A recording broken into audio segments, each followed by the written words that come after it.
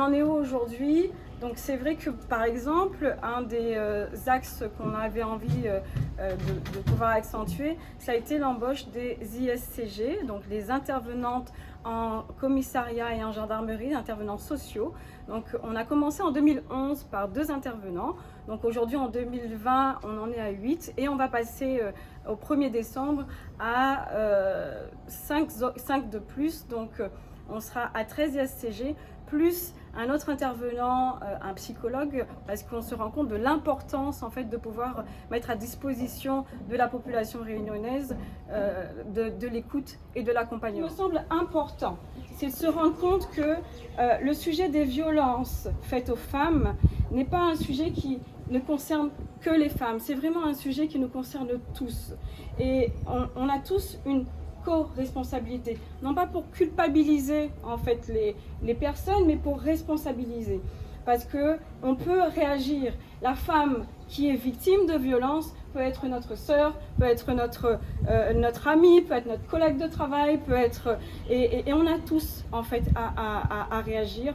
Et je pense que c'est ensemble qu'on va réussir à venir à bout de ce fléau.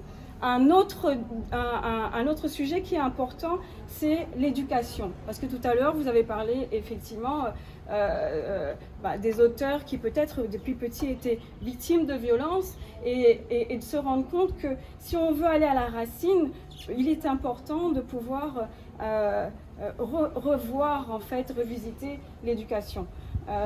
Le département qui a un volet aussi d'accompagnement par rapport aux jeunes, par rapport au collège, va mettre en place des dispositifs d'information en partenariat avec les associations pour pouvoir amener les informations dans les collèges auprès des plus jeunes, depuis l'école maternelle, l'école primaire, le collège, pour qu'on puisse sensibiliser nos jeunes.